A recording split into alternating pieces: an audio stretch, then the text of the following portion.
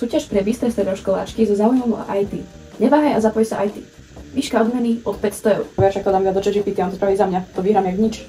Správ krátke video na... Stop! Nemôže AI za mňa robiť všetko. Dnes to spravím sama.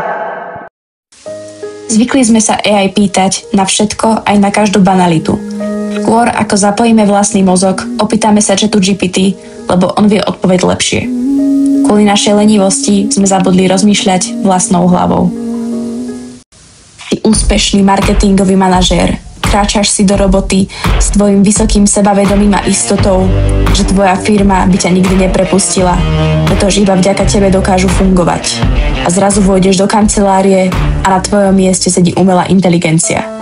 Lebo tvoj šéf si uvedomil, že práve ona dokáže vašu firmu posúvať viac ako ty. Povedz mi niečo o sebe. Jasné, som virtuálny asistent od OpenAI. Prehnaná konverzácia s AI nám môže vytvoriť ilúziu priateľstva, lebo znie celkom ako človek. Nedovoľme, aby nad nami získala kontrolu a stala sa našim pánom. Ale ty buď jej pánom.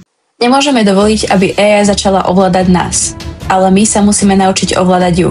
Inak náš svet skončí Ak s ňou vieme správne spolupracovať, vie byť veľmi užitočným zdrojom informácií, či už pri písaní esejí alebo tvorbe projektov.